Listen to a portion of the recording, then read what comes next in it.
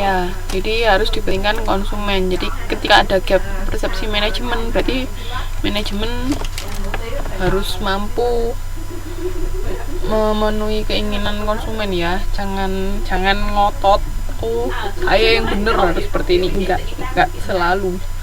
Terus habis itu yang kedua, gap spesifikasi kualitas. Jadi kesenjangan antara persepsi manajemen mengenai harapan pengguna jasa dan spesifikasi kualitas jasa yang diberikan.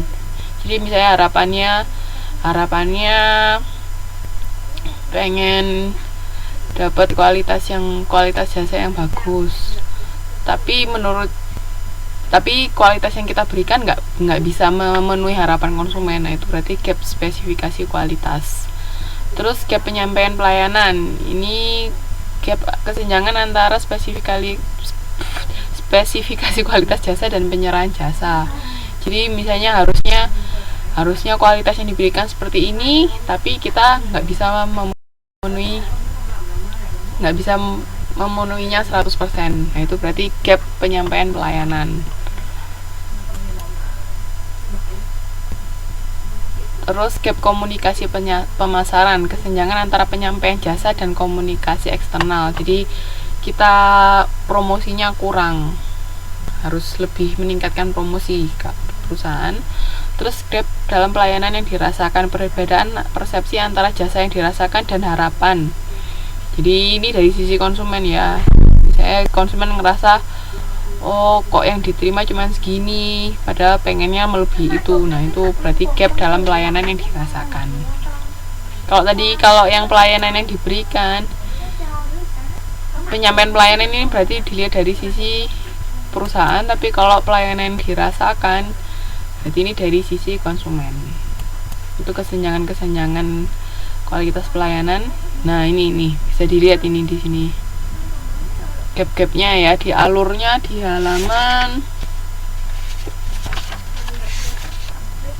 7.16 di situ. Gap 1 seperti apa, gap 2, gap 3, gap 5, gap 4. Oke, jadi diingat-ingat aja alurnya. Jadi gap 1 itu dari sini, dari customer ke manajemen. Terus gap 2 manajemen sama pelayanan, persepsi kualitas pelayanan. Terus gap 3 ini sama pelayanan yang diberikan. Gap 4 sama komunikasi eksternal atau promosi. Gap 5 ini dari sisi konsumennya. Itu ya. Jadi ingat-ingat gambar ini aja, nggak usah dihafalkan satu-satu alurnya seperti apa. Nah, untuk kegiatan belajar 1 ada yang mau ditanyakan? Kalau nggak ada, kita masuk ke kegiatan belajar 2. Mana ada yang mau ditanyakan?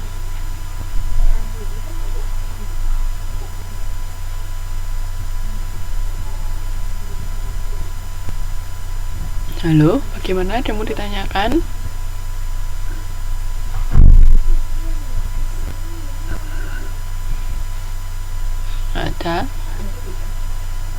Ada, saya lanjut ya. Masuk ke kegiatan belajar 2, yaitu mengelola kapasitas dan permintaan. Nah, siklus permintaan, periode waktu pada saat permintaan mengalami lonjakan dan penurunan sebelum kembali seperti semula. Nah, ini siklus permintaan kan kadang bisa kalau untuk jasa, tahu nggak contohnya kira-kira periode seperti apa saat permintaan mengalami lonjakan? Ayo, perusahaan masing-masing. Perusahaan penerbangan pada saat apa? Hotel pada saat apa? Karaoke saat apa? Jadi kan permintaan itu kan kalau untuk jasa biasanya ada siklusnya. Misalnya kalau di restoran pada saat makan siang, nah itu permintaan melonjak, maksudnya banyak pelanggan yang datang. Terus habis itu mulai masuk sore mulai longgar, nanti makan malam banyak lagi. Nah, seperti itu. Kalau perusahaan masing-masing kira-kira pada saat apa?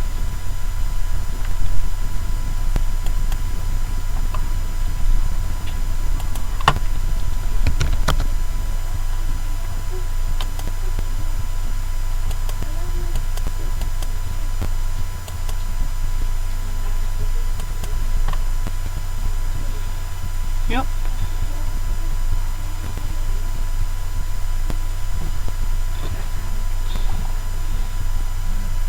Ya. Iya, nggak apa-apa Mbak, langsung gabung kita bahas modul 7.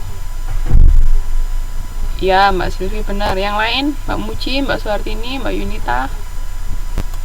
Pada saat apa kira-kira permintaan itu melonjak?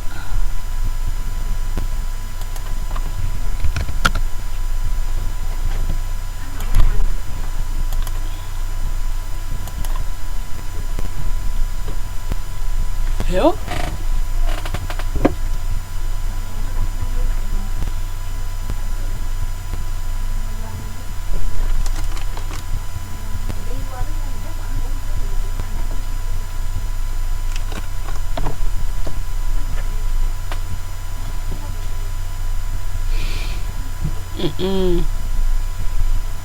Iya, enggak apa-apa Mbak Fevi.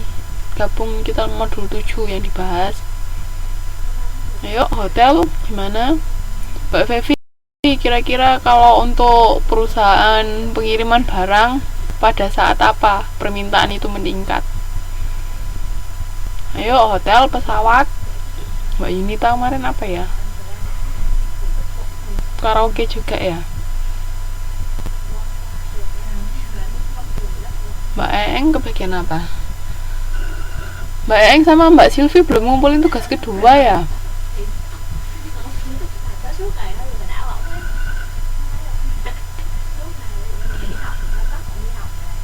Iya Mbak Yunita.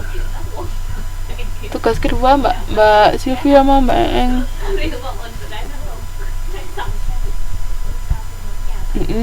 Atau pas liburan dan baru atau ada acara khusus misalnya di hotel mengadakan conference atau apa bisa. Oh iya, tugas kedua sudah ya. Coba saya cek lagi ya Mbak nanti.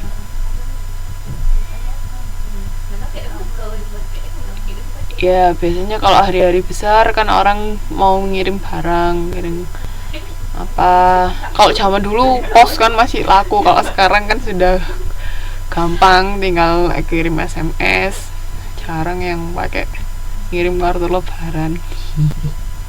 Oke, paham ya. Jadi itu siklus permintaan, ada saat ketika permintaan itu meningkat dan juga permintaan menurun atau normal. Oh iya, ini pesawat terbangnya ini kok enggak ada jawaban ya.